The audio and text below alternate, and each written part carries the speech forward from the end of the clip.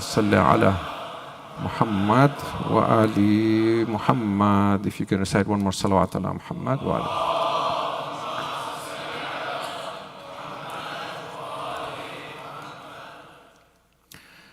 Sallallahu wa sallama alayka ya Aba Abdillah.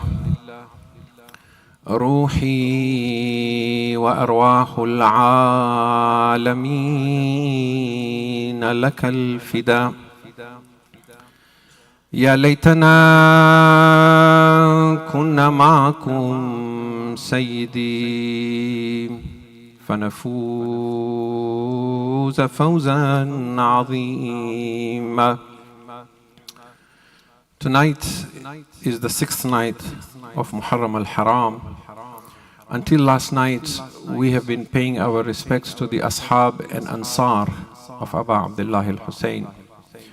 In Karbala, besides Imam al-Hussein, there were 18 members of the Banu Hashim who sacrificed their lives for their Imam.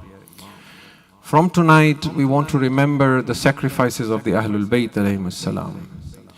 And we're going to begin with the sacrifice of the Aqilat Banu Hashim, the true light of the eyes of Zainab alayhi salam. Zainab alayhi salam had 2 boys, Aun and Muhammad. One was 11 years old and one was 9 years old. We know from human nature that a mother is always protective of her children.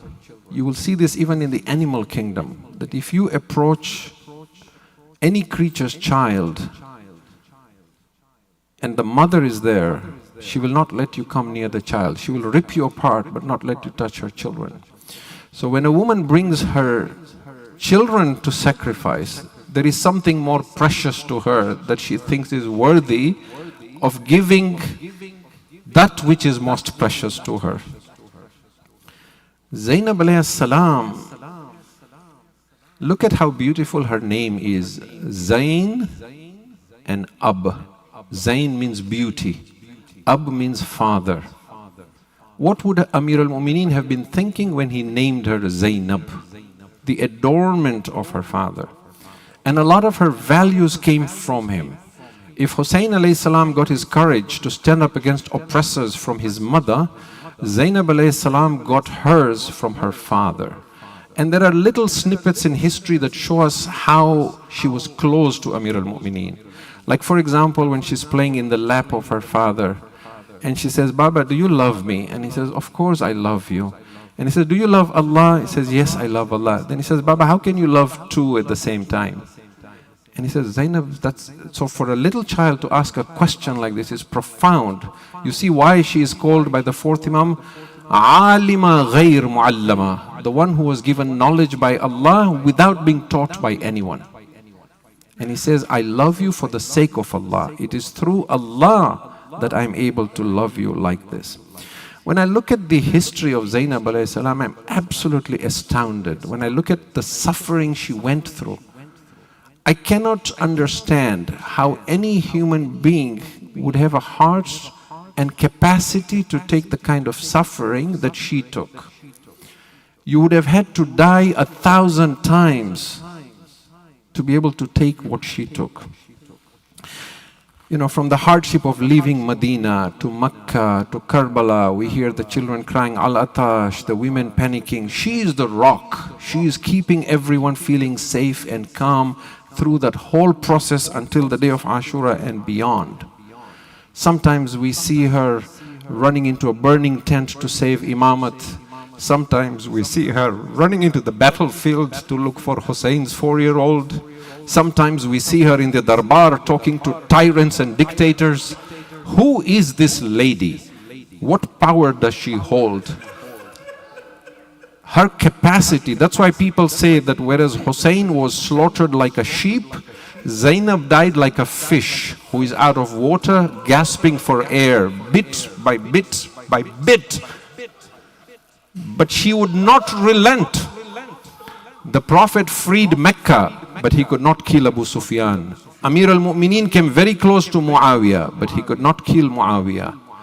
Hussein could not kill Yazid because being a man, there were certain reasons for which they could not do that.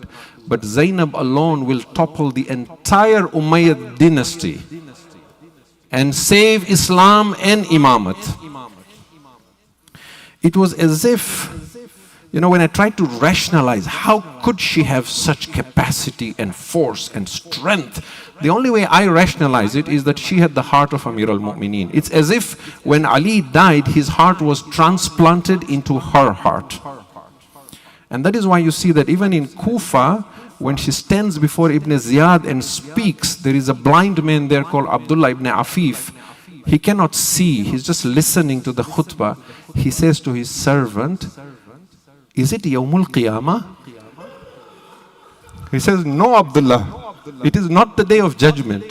He said, "But I can hear Ali bin Abi Talib."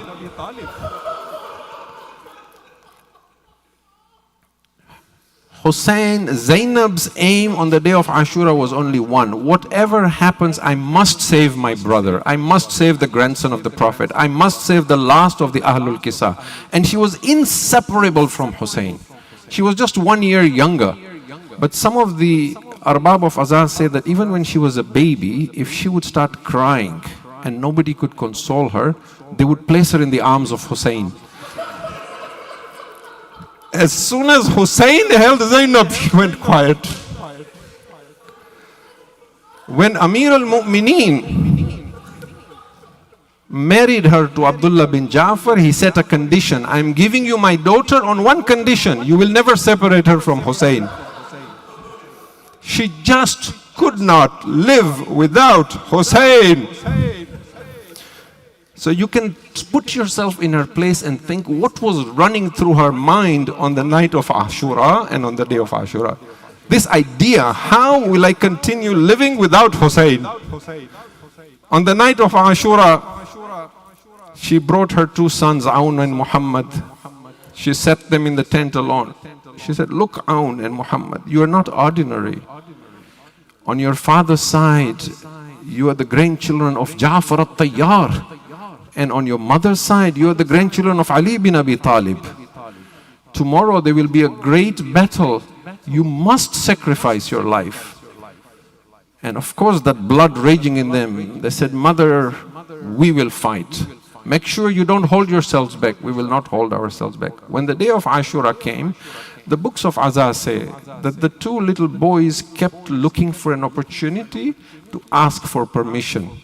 But the books of Azaz say that whenever Hussein would see them coming, he would turn away so they don't have a chance of asking him. He didn't want them to get the chance to come and say, "Uncle, can we go fight?" When Qasim's lash came, Zainab said to them, "My sons Aun and Muhammad, you haven't gone for jihad yet." They said, "Mother, every time we go, our uncle turns his face away." There is a book called Tadhkiratu Shuhada. It says that Zainab took her sons. She put kohl on their eyes. She made them wear new garments. She tied a sword on their sides. She said, "Come with me."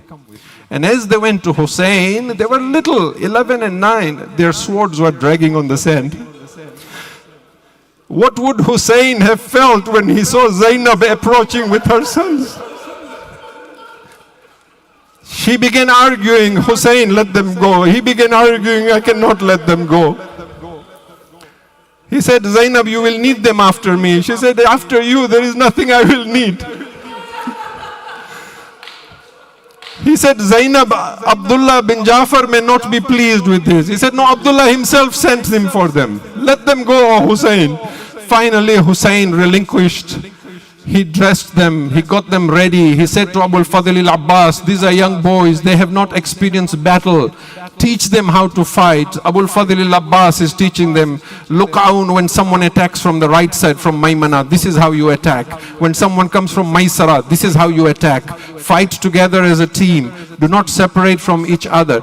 But they were so little that Hussein and Abbas had to lift them to put them on the horse. Zainab alayhi salam kissed them on the forehead and said to them, "My sons, Go fight for Islam. But look, while fighting, if you reach Furat, don't drink any water. Remember, Sakina and Asghar are still thirsty. I will not be pleased if you quench your thirst. The two young boys went into the battlefield before 30,000 armed men. They began fighting together. If a man came towards Muhammad, Aun warned him, Muhammad, look to your side. If someone came to Aun, Muhammad warned him, Aun, look to your side. No one was able to kill them. Umar ibn Sa'd said, these are the children of Jaffer and Ali. You must separate them or you will never kill them. They began attacking them from all sides. Muhammad, the younger one, fell first. Aun called out to him, Muhammad, wait for me. He continued fighting. When he fell, he called out, my uncle, Aba Abdullah, Adrikna. Hamid ibn Muslim says, when Aun and Muhammad called out, the color on Hussein's face changed. Hussein and Abbas went out. My heart tells me, in their last breath, Aun and Muhammad would have said, our uncle Hussein, when you go back, tell our mother, we did not drink any water. We are still thirsty. Hussein brought Aun and Muhammad back. Sheikh Abbas Qummi in Nafasul Mahmoom says that when Akbar's lash came and the women came out to cry, Zainab was in front of them. She was crying, Wa walada, Wa aliya, Wa qillata nasira. When Qasim came, Zainab led the women again. Wa Qasima, Wa walada. But when Aun and Muhammad came, Zainab was nowhere to be seen. Zainab does not want to embarrass Hussein. She is in the tent doing sajda. Mir Anis says, Lasho ko shahidi safe matam pajolaye. Sab ehle haram peechte rote hue aaye. Zainab ne na faryad ki, na ashk bahaye. Beti rahi sarzan hue, akdas pe jhukaye. Asre Ashur came. Zainab stood on a mount crying, Wa Akha, Wa Husayna. She kept crying, Wa Husayna. She never cried for her sons.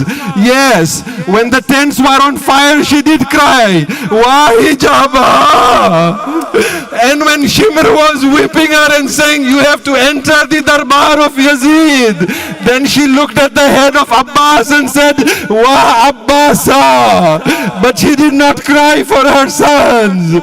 When she was freed from Sham, she took the head of Hussein and cried, Wa Husayna. The women of Sham saw two heads on the side. They said, are these orphans? Is their mother not alive? Zainab went back to Medina. She cried at the grave of Rasulullah, Jadda, I did not bring Hussein back. But she did not say, I did not bring my own and Muhammad. She went to Jannatul Baqi to her mother. She said, Amma, if I could show you the marks of ropes on my hands or the lashes of Shimr on my back.